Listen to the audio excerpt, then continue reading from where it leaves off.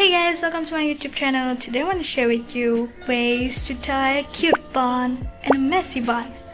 This is super quick and easy hairstyle because it only takes a minute or even without a minute. This is super duper friendly to those who have annoying thick hair and greasy hair. So let's get into the video.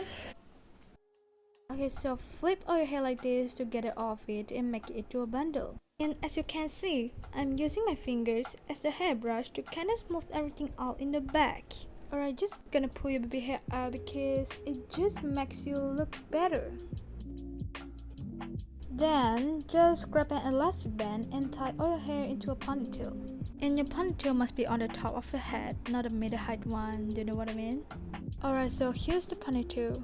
Then just gonna twist your ponytail into a really tight bun and tie it with another elastic band. That means you're gonna use 2 elastic bands for this cute bun.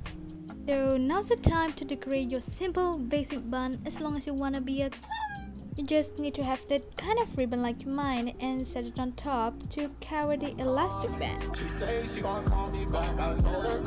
Alright, so the first step is just like how you tie the cute bun. Tilt your hair forward.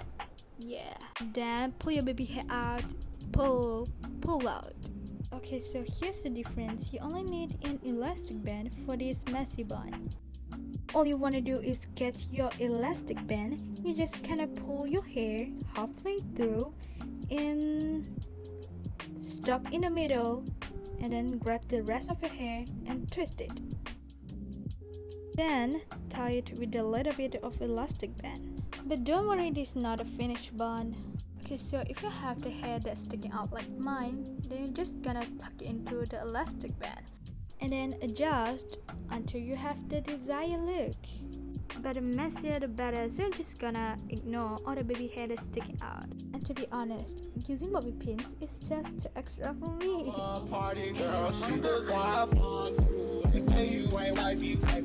That's the end of today's video.